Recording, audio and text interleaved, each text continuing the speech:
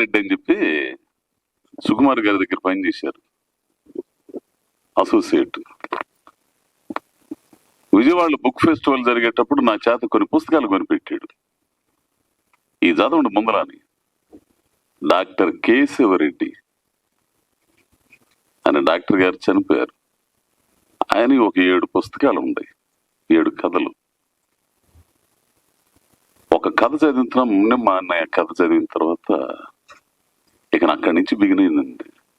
ఆ పుస్తకాలన్నీ చదువుతుంటే అతడు అడవిని జయించాడు, చివరి గుడిసె, మునిమ్మ, ఇవన్నీ చదువుతుంటే వాడు అమ్మ పడవ ఏంద్ర సామాన్య. నాకింత ముందు చదివేవాడి పుస్తకాలు. ఆ తర్వాత ఈ జీవిత పోరాటంలో ఎన్నో అన్ని మర్చిపోయాను. నేను నడిచి వచ్చిన దారిలో అవన్నీ మర్చిపోయా. ఎట్లా ఉన్నాయి అంటే అట్లా ఉన్నాయి. నాకు అంటే నాకు ఆ చదివిన తర్వాత నాకు నా ఆలోచన ధోరణి కూడా మారింది. అంత శక్తివంతమైంది కథ అనేది. సమాజాన్ని పరిశీలించకుండా, ప్రకృతిని అర్థం చేసుకోకుండా, మనిషిని చదవకుండా, సృష్టిని పరిశీలించకుండా ఎవరు రచయిత కాలేరు, దర్శకుడు కాలేరు, నటుడు కాలేరు. ఇదైతే నాకు అర్థమైంది. సరే, అది పక్కన పెడితే ఈ ఆరిపాక ప్రభాకరం ఎందుకన్నానంటే గారు గీరు అంటాం. నాకంటే చిన్నోడు, ఎంతో ఆత్మీయుడండి. ఇతనితో నేను కలిసి అంటే కొద్ది మందితోనే కలుస్తా. నేను హైదరాబాద్ లో నాకు పరిచయం ఉన్నాడు, కొద్ది మందే కలుస్తా. ఆయన ఫోన్లు చెయ్యంగా మనిషి ఇసుగు పుట్టదు. నేనేం ఫోన్లు తీయను. ఏంది చేస్తున్నాడు కానీ పక్కన పడేస్తంట. ఏం చెప్పాలో అర్థం కాదు. చెయ్యంగా అప్పుడు చేస్తా. ఎక్కడున్నారు, ఒకసారి రావచ్చు కదా అంటాడు. వెళ్ళిన కానించి ఆయనతో గడిపిన ఆ కాలం ఉంటుంది చూసారా, ఒక పుస్తకంతో మాట్లాడినట్టు ఉంటుంది. ఆయనతో మాట్లాడుతుంటే ఒక కథతో మాట్లాడినట్టు ఉంటుంది, ఒక సమాజ పరిశీలకుడితో మాట్లాడినట్టు ఉంటుంది, ఒక దైవ సంబంధమైన ఆ ప్రవచనాలు ఈ ఉంటాయి చూసా అటువంటి వాటితో మాట్లాడినట్టు ఉంటుంది. అదే సందర్భంలో దేశ రాజకీయాల గురించి, రాజకీయ వ్యవస్థ గురించి, రాజకీయ నాయకుల గురించి వీళ్ళందరితో మాట్లాడినట్టు ఉంటుంది. ఎన్నెన్నో అప్పుడే అర్థమైపోయింది ఆ మనిషి వ్యక్తిత్వం. చౌదరి గారు అన్నట్టు ఒక్కొక్క మనిషికి ఒక్కొక్క స్థాయి ఉంటది. ఖచ్చితం అండి అది. అసలు ఇది చెప్పిన మాట, నువ్వు పెరిగిన పరిస్థితులు, నీ తోడైన స్నేహితులు, నీ కుటుంబ పరిస్థితులు, నీ ఆర్థిక పరిస్థితి, నువ్వు నడిచి ప్రయాణం చేసిన మనుషులు, వాళ్ళందరి తాలూకు ప్రభావం నీ గ్రాహక శక్తి మీద ఉంటది, నీ ఆలోచన శక్తి మీద ఉంటుంది. నేను ఇక్కడికి వచ్చిన తర్వాత ఒక ఆయన అన్నాడు, నువ్వు ఎంచుకునే సర్కిల్ని బట్టి నీ సక్సెస్ ఆధారపడి ఉంటది అన్నాడు నన్ను. ఒక హంబక్ సర్కిల్ తోడైంది అనుకో, మనకు తెలియకుండా పెద్ద హంబక్ అయిపోయి తీరా వెనక్కి తిరిగి చూసుకుంటే చీకటి మిగిలింది. అట్లా నువ్వు ప్రయాణం చేసే మనుషులు ఉంటారు చూసా, వాళ్ళని బట్టే నీ ఆలోచన ధోరణి ఉంటది. ఈ మనిషితో నేను ప్రయాణం చేస్తున్నప్పుడు, ఆయనతో మాట్లాడినప్పుడు చాలా అనుకుంటా, చదవాలా, మనం కూడా మాట్లాడ అనుకుంటా. కానీ తిరగా అక్కడి నుంచి వచ్చేసిన తర్వాత నా ఈ బాధలు ఇవన్నీ ఉంటాయిగా, షూటింగ్లు, ఈ సమస్యలు, ఇవన్నీ ఎందుకు పెళ్లి చేసుకున్నాను, లేనిపోయినా జాతర ఇవన్నీ ఉండేవి. అసలు ఆడో చోట ఇది అయిపోయేవాళ్ళు హ్యాపీగా అనుకొని, తర్వాత రమణ మహర్షి పరిచయం అయిన తర్వాత అసలు అవన్నీ పోయినాయి అనుకో. నిజంగా ఒక రచయిత స్థాయిని బట్టి ఆ కథలన్నీ ఉంటాయి, ఆయన ఆలోచించే ధోరణి బట్టి. కదిరిబాబు గారు అన్నట్టు ఆయన ఒక రచయిత కుటుంబంలో పుట్టాడు. సూరిబాబు గారు అబ్బాయి, ఆయన ప్రముఖ జర్నలిస్టు. ఈయన నడిచి వచ్చిన దారి కూడా జర్నలిస్టు, కథకుడు, నాటిక రచయిత, ఇంకా పాటగాడు, చాలా చాలా ఉండే ఆయనలో. పైగా అందగాడు. ఏంది, అందుకే ఆయన తోడుకు పెళ్లి చేసుకోలే.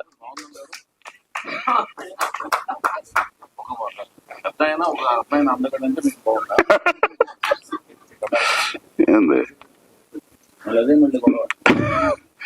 సో కాబట్టి ఏంటంటే ఖచ్చితంగా ఇట్లాంటి పుస్తకాలు చదవండి. నేను ఇంకా చదవాల, మొన్న ఇచ్చాడు, చదువుదాం అనుకున్నాను, నాకున్న పరిస్థితులు బట్టి నేను చదవలేదు. అట్లా దయచేసి పిల్లకాయలకి నేర్పండి. తెలుగు అండి బాబా, తెలుగు. ఆ తెలుగును మాత్రం మర్చిపోయేటట్టు చేయమాకండి దయచేసి. మీరు మమ్మీ డాడీ జాడీ బోడీ అని పిలిపించుకోండి, కానీ తెలుగు మాత్రం మర్చిపోమాకండి. ఆయన అన్నట్టు, ఎవరు ఆయన పాటల రచయిత అన్నట్టు, వారానికి ఒక్క పేజీ అన్న తెలుగు కథలా, సురేంద్ర కృష్ణ గారు అన్నట్టు.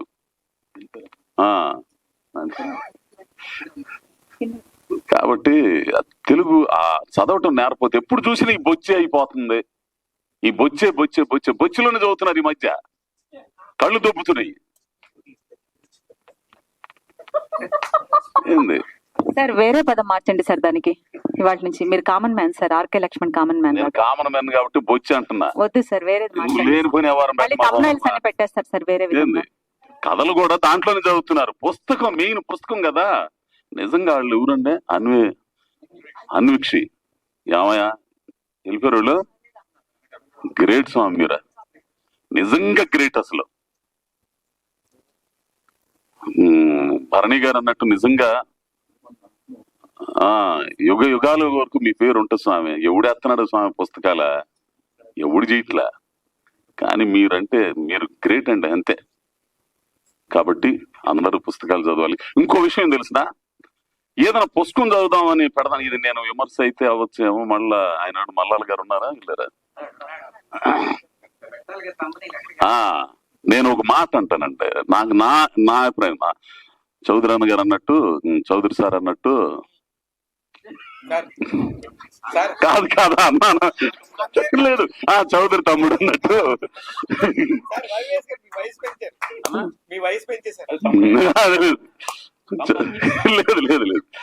లేదు ఇప్పుడు ఏదైనా పుస్తకం చదువుదామని చదువుతుంటే ముందు మాట ఒకటి ఉంటది.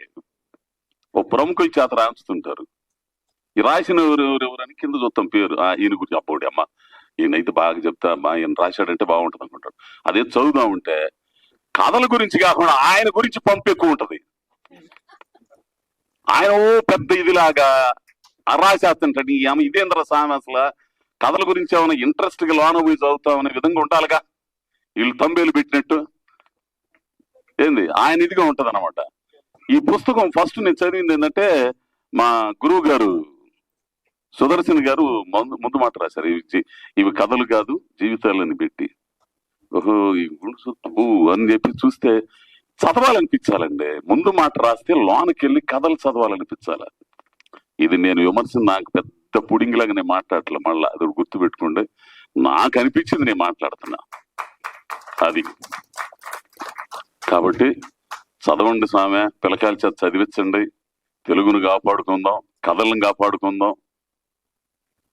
ఇకపోతే ప్రభాకర్ ఆయనతో మాట్లాడేటప్పుడు చదవాల్సిన పనిలే, ఆయనతో ఉన్న పరిచయం. కానీ ఆయన, నేను మిమ్మల్ని చెప్పాను, నేను కథలు చదవలేదు, నేను మాట్లాడడం కాదు కదా నాకు, నీ కథల గురించి నువ్వు పైకి విలువ మాకు, నువ్వు వాళ్ళు లేనిపోయినట్టు నువ్వు వస్తే చాలన్నాడు. పైకి పిలిచాడు. నేనేదో ఏం మాట్లాడాలని కూడా అది మాట్లాడేస్తా. కాబట్టి ఆయనలో ఒక మంచి దర్శకుడు ఉన్నాడు. ఆ దర్శకుడు ఇంకా బయటికి రావట్లా. మరి చౌదరి తమ్ముడు మరి ఎప్పుడు కరుణిస్తాడు, మరి మీ ఆశీర్వాదం నిజం చెబుతున్నా. ఎందుకంటే లేదు అమ్మయ్యా అయిపోయింది. అందుకే మిమ్మల్ని మాట్లాడడానికి. ఎందుకంటే మంచి దర్శకుడు అండి, మంచి కథకుడు, మంచి దర్శకుడు. కాబట్టి మీ ఆశీర్వాదం కావాలి, కథలు చదవాలి. ఇవి మళ్ళీ నిర్మాణం పుస్తకాలు ప్రింట్ చేయాలని, వాళ్ళకి డబ్బులు రావాలని, మంచి దర్శకుడు కావాలని కోరుకుంటూ, ఏదన్నా తప్పులుంటే మాత్రం నా మనసులో మాట చెప్పాను, ఎవరు నన్ను ఇబ్బంది పెట్టేది కాదు. మళ్ళా మీరు ఆనక తంబేలు పెట్టి అవి పెట్టి ఇవి పెట్టి వేస్తుంటారా, అవి పెట్టేస్తారు. సరే మీ ఇష్టం పెట్టుకోండి. ఏంది నేను ఉన్నది ఉన్నట్టు చెప్పా, నా అభిప్రాయం చెప్పా. కాబట్టి మీ ఆశీర్వచనాలు వీళ్ళకి కావాలని కోరుకుంటూ నమస్కారం. మీరు మాటికి గుర్తు చేసి మరీ చేస్తున్నారు. వాళ్ళు మర్చిపోయారు యాక్చువల్లీ తమ్నైల్ పెట్టకూడదని. మీరు ఇన్నిసార్లు తమ్నైల్ అంటే పెడుతున్నారు. ఒక రచనకి ముందు మాట రాయాలంటే చాలా వెతుక్కోవాల్సి వస్తుంది, కానీ మనం వెతుక్కోక్కర్లేదు. అంతా విష్ణుమాయే. ఆయన అంతా హాస్యానందం. ఆయన అద్భుతమైన ప్రొఫెసర్, అందరికి నటులుగానే తెలుసు. అందరూ ఇలా దండం పెట్టేస్తున్నారు అంటే పొగిడితే లావ్ అయిపోతారని. ఏం సార్ డైటింగ్ లో ఉన్నారా? నేను పొగడట్లేదు సార్, వాస్తవాలు చెప్తున్నాను. ఇక్కడికి రండి సార్, అక్కడికట్టు మధ్యలో మీరు సెంటర్ ఆఫ్ అట్రాక్షన్ సార్. ఆయన ముందు మాటతో ఈ పుస్తకాన్ని చదవాలనే ఆసక్తిని శక్తిని కూడా పెంచారు. ఎందుకంటే ఆయన అంతా హాస్య టానిక్ ఇస్తూ ఉంటారు మనకి. ఇక్కడ ఉంటారు సార్. సాధారణంగా ఈ ఇదే ఓకే అది మేలు. బాగానే అందరూ జనరల్ గా ఏ సభకి వెళ్ళినా వేదిక మీద కూర్చోవాల్సి వచ్చిన ప్రతి సభలోనూ నేను కొంచెం సుదర్శన్ గారి డిసిప్లిన్ అండి, పంక్చువల్ అండి, చాలా ముందు వచ్చేస్తారండి అని చాలా మంది జనం చెప్పుకోవడం విన్నా. అసలు విషయం ఏంటంటే పోడియం హైట్ ఎంత, వేదిక మీద ఉన్నటువంటి గెస్ట్లు మా సైజు మా బ్రదర్స్ ఎంతమంది ఉన్నారు, ఇవన్నీ చూసుకుని దాన్ని బట్టి కొంచెం నేను ఇక్కడికి రావాలా అక్కడే మాట్లాడాలా ఇవన్నీ డిసైడ్ చేసుకుని చాలా వ్యూహం ఉంటుంది అందులో. ఈ వ్యూహాన్ని అమలు పరుస్తుంటాను. వైవిఎస్ చౌదరి గారు అక్కడ మాట్లాడమన్నారు కానీ పక్కన ఆయన వచ్చి నుంచున్నారు అనుకోండి, నా పరిస్థితి ఏంటి, ఆ పక్కన ప్రభాకర్ నుంచి ఉంటే ఇవన్నీ ఉంటాయిగా, ఆ లెక్కలన్నీ వేసుకుని మొత్తానికి చాలా సంతోషం. సభకి నమస్కారం. వేదిక మీద ఇప్పుడు ఒకటి అడిగారు వైఎస్ చౌదరి గారు, అంటారు ఏమన్నా స్లిప్ ఉందా? స్లిప్ ఒకటి పెట్టుకున్న వాళ్ళు ఇక్కడికి రావాలి, ఇది కనపడకుండా. ఎందుకంటే ఈ స్లిప్లు మనకి నెర్వస్నెస్ వచ్చినప్పుడల్లా దీని మీద ఒకసారి స్లిప్ మీద చెయ్యేసి ఇలాగ ఒకసారి కొట్టుకోగానే ఎక్కడ లేని ఉత్సాహం విశ్వాసం అన్నీ వస్తాయి. వైవిఎస్ చౌదరి గారు ఇక్కడ గుర్తు చేస్తూ అయితే ఒకటి చెప్తాను. ఒక మంచి మాట ఇక్కడ ఆయన అన్నది, ప్రభాకర్ గురించి ఒక మాట చెప్పేసి, ఆయన ప్రభాకర్ మిత్రుల్ని పలకరిస్తాడు, గురువుల్ని ఆరాధిస్తాడు, స్నేహితుల్ని పలవరిస్తాడు, ఆత్మీయుల్ని పలవరిస్తాడు. ఆయన అక్షరం కన్నా ఎక్కువగా ఆయన వ్యక్తిత్వాన్ని ప్రేమించే వ్యక్తులందరూ ఇవాళ వేదిక మీద ఉన్నారు. వీళ్ళందరూ ఆయన అక్షరంతో పాటుగా అంతకన్నా ఎక్కువగా వ్యక్తిత్వాన్ని ప్రేమించే వ్యక్తులే. ఇది ప్రారంభం అవటానికి ఉన్న నెలల ముందు నుంచి అతను కార్యక్రమాన్ని ప్రారంభం చేసుకుంటూ వైవిఎస్ చౌదరి గారు, కదీర్ బాబు, విజయ్ ఘోష్ గారు, అసలు ఈ పేర్లన్నీ తను నిరంతరం వీరశంకర్ గారు చెప్తూనే ఉన్నాడు. ఆ పలవరింత అసలు ఐఎమ్ ఇన్ టెన్షన్ అంటే ఇంటెన్షన్ వెరీ గుడ్, అటువంటిప్పుడు ఐఎమ్ ఇన్ టెన్షన్ ఏంటని నేను అడిగాను. ఎంత ఇంటెన్షన్ గుడ్ అయినా లోపల వీళ్ళందరినీ తీసుకొచ్చి ఒక వేది మీద కూర్చోబెట్టాలి, వాళ్ళందరి ఆశీస్సులు. అది నేను ఇప్పుడు వాళ్ళందరూ ఇంతమంది ఇంత ఆత్మీయంగా నీ కోసం వస్తున్నారు, అభినందనలు ఇస్తున్నారు, ప్రశంసిస్తున్నారంటే కాదు సార్, అవన్నీ నాకు ఆశీస్సులు అన్నాడు వినమ్రంగా. ఎందుకంటే అది ఇక్కడ సభలో అతను చెప్పేది కాదు, ఇది ప్రైవేట్ టాక్స్ లో మాట్లాడేటప్పుడు ఏం మాట్లాడతామో, ఎవరు విననప్పుడు మనం ఏం మాట్లాడతామో, ఎవరు విననప్పుడు మనం ఏం చేస్తామో, అదే కదా మన వ్యక్తిత్వం. అది ప్రభాకర్ వ్యక్తిత్వం. సో వీళ్ళందరూ ఇక్కడ ఉన్నారంటే ఊరికే వచ్చేసి ఇక్కడ నుంచోలేదు. వైవిఎస్ చౌదరి మాట చెప్పాలి. ఆయనకు ఒకసారి నాకు కొన్ని మనుషులకి నా అవకాశం అండి అంటారు, కొందరంటారు ఇది నాకు ఒక అదృష్టం అండి అంటారు. కొన్నిటిని అవకాశాలు అనకూడదు, కొన్నిటిని అదృష్టాలు అనాలి, కొన్నిటిని అదృష్టాలు అనకూడదు, కొన్నిటిని యోగాలు అనాలి. అటువంటి యోగాల్లో నాకు లభించిన యోగం ఏంటంటే విశ్వవిఖ్యాత నట సార్వభౌమ ఎన్టీ రామారావు గారితో తొలి సినిమా ఆయనతో శ్రీనాథ కవి సార్వభౌముడు చేయటం, బాపు రమణల దర్శకత్వంలో. అంతటితో అది యోగం అంటే సరిపోదు కదా. చూసిన వేళ విశేషం వారు పెద్ద ఆయన అనేవాళ్ళం. పెద్ద ఆయన ఏం చేశారంటే వీరిని ఇక్కడ ఉండమనండి అన్నారు. ఆశ్చర్యం. నేను అక్కడే నాచారం స్టూడియోలోనే వారితోటి సినిమా జరిగిన నాళ్ళు వారితో ఉండటం, ఏం గణపతి గారు అని రోజు పిలవటం, ఆయన ఆప్యాయంగా సెట్లో షార్ట్ లో కూడా చెయ్యి నా మీద వేసి ఉంచితే బాపు గారు వచ్చి వారి మీద చెయ్యేసేయాలండి, ఆయన శిష్యుడు మీ వంటవాడు అంటే అప్పుడు ఆయన చెయ్యి తీస్తుండేవారు. ఆ స్పర్శ ఇప్పటికీ నాకు, ఆ గూస్ బంప్స్ ఇప్పటికీ వస్తూ ఉంటాయి. నా గుండె అలా కొట్టుకుంటూ ఉంటుంది అది తలుచుకున్నప్పుడు అలా. సరే, ఇదంతా ఒక ఎత్తు అయితే ఆ త్రూఅవుట్ క్యారెక్టర్ది మంచి మంచి సీన్స్ ఉంటాయి. అది ఆల్బమ్ చేయించుకోవాలని కోరిక కలిగి ఆ భూషణ్ గారి చేత ఆయన అడిగిస్తే వారు ఇవ్వండి అన్నారు. అంటే అది ఆల్బమ్ చేయించాను స్టిల్స్. ఒకసారి తీసుకొచ్చి నేను వైవిఎస్ చౌదరి గారు షూటింగ్ చేస్తుంటే గుర్తుందో లేదో ఆయన చూపించి దీని మీద మీరు ఆటోగ్రాఫ్ చేయాలండి అని అడిగా. సరి అయిన వ్యక్తి వైవిఎస్ చౌదరి గారు అనుకున్నా. ఎందుకంటే ఆయన నరాల్లో, ఆయన అణువులో ప్రవహిస్తున్నది ఆయన స్ఫూర్తి, స్ఫురణ. అదే ఎన్టీ రామారావు గారి స్ఫూర్తి తీసుకున్నాయి ఆయన. ఎక్కడ చూడండి ఆయన్ని ఇప్పుడు కూడా ఆ వేదిక మీద ఆయన తలుచుకుంది, ఆయన మాట్లాడలేదు. ఆయన ఏం రాశారంటే వైఎస్ చౌదరి గారు, ఎవరి మాట వినొద్దు. ఆ సిగ్నేచర్, ఆయన ఆటోగ్రాఫ్, ఆయన సంతకం, ఆయన పేరు రాయటం కాదు, ఆయన రాసింది ఆటోగ్రాఫే, ఎవరి మాట వినొద్దు. అది ఏకవాక్య మహాకావ్యం. ఎందుకంటున్నానంటే కొన్ని వందల పుస్తకాలు వ్యక్తిత్వ వికాసాలు రాయొచ్చు, కానీ ఇది ఒక్క వాక్యంలో అది వ్యక్తిత్వ వికాసం. ప్రభాకర్ కూడా ఆయన శిష్యుడిగా ఆయన అదే చెప్పారు, ఎవరి మాట వినొద్దు. ఆ నీలో ఉన్న దర్శకుడిని మర్చిపోకండి. సార్ అన్నగారు, ఈ జీవితంలో ఎవరి మాట వినరు, ఎవరి మాట వినరు. వాళ్ళు కన్వీనియంట్ గా ఉన్నప్పుడు విన్నట్టు నటిస్తారు, కన్వీనియంట్ గా లేనివేమో ఇంకోళ్ళ మీద తోసేస్తారు. అందుకని నా సీతారాముల కళ్యాణం చూద్దాం రండి సినిమా, నా ఫస్ట్ సినిమా రిలీజ్ అయినప్పుడు నాగార్జున గారి ఫ్యాన్ ఒక ఆయన నన్ను వచ్చి, సంజయ్ 35 లో నా ఫస్ట్ ఫిలిం రిలీజ్ అయిన తర్వాత నాగార్జున గారి సీనియర్ ఫ్యాన్ ఒక ఆయన, ఒక ఇంగ్లీష్ లో మాట్లాడే ఒక ఫ్యాన్ ఆయన వచ్చి నన్ను ఆటోగ్రాఫ్ అడిగినప్పుడు ఏమి ఇవ్వాలి ఆటోగ్రాఫ్, నా ఫస్ట్ ఆటోగ్రాఫ్ అని ఆలోచించుకుని నేను ఎవ్వరి మాట వినొద్దు అని కాసేపు ఆలోచించుకున్న తర్వాత ఫస్ట్ రాసిన ఆటోగ్రాఫ్ అదనమాట, ఎవ్వరి మాట వినొద్దు. ఎందుకంటే ఎవరి మాట వినరు, నటిస్తారు. ప్రేమలో కూడా అంతే, ఇష్టం లేని పని చేసేటప్పుడు కూడా అంతే అలా చెప్పి మా ఇంట్లో వాళ్ళు ఒప్పుకోవట్లేదని అవాయిడ్ చేసేస్తారు, వాళ్ళ మీద వేస్తారు, లేదని అలా చేస్తారు. కాబట్టి అది ఊహించుకుని అలా చేసి ఎవరి మాట వినొద్దు అని రాసి వైవిఎస్ చౌదరి. అది సీతయ్య సినిమా వచ్చే టైంకి దాన్ని ట్యాగ్ లైన్ చేయడం జరిగింది, ఎవ్వరి మాట వినడు సీతయ్య అని చేయడం జరిగింది. అది మీకు గుర్తుండడం అనేది ఒక అద్భుతమైన విషయం కింద నేను ఫీల్ అవుతున్నాను అన్న. Thank you.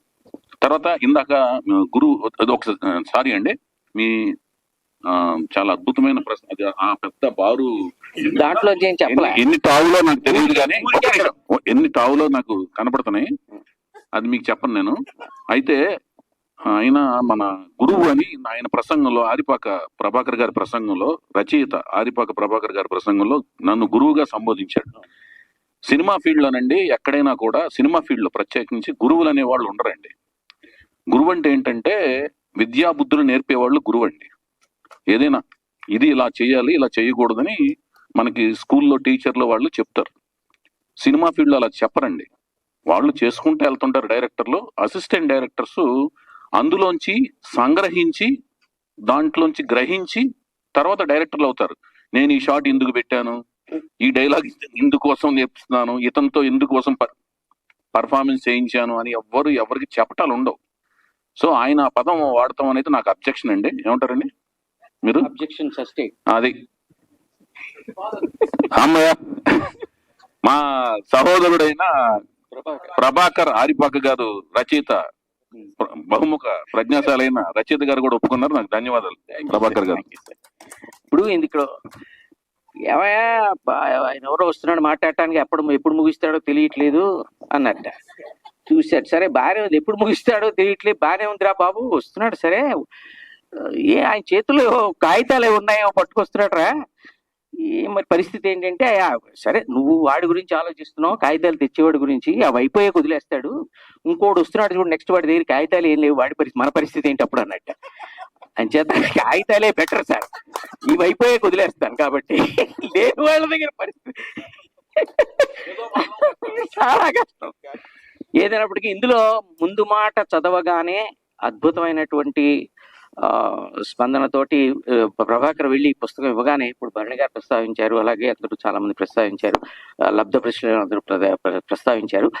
వాళ్ళు వెంటనే కొంతమంది ఫోన్ చేసి కూడా వాళ్ళ ఆనందాన్ని, అందులో మామూలు రచయితలు కాదు, చాలా సీనియర్ మోస్ట్ రచయితలు కూడా అభినందించినందుకు నేను అది నా గౌరవంగా భావిస్తున్నాను. చాలా సంతోషంగా ఉంది. అయితే ఈ కవులు రచయితలు చాలా మంది ముందు మాటలన్నీ కలిపి పుస్తకం ఏమన్నారు, కానీ నేను ఎవరి మాట వినదలుచుకోలేదు. అని చేత అది నేను ఫాలో అవుతున్నాను, త్రూ అవుట్ ఎప్పటికీ ఫాలో అవుతాను కూడా.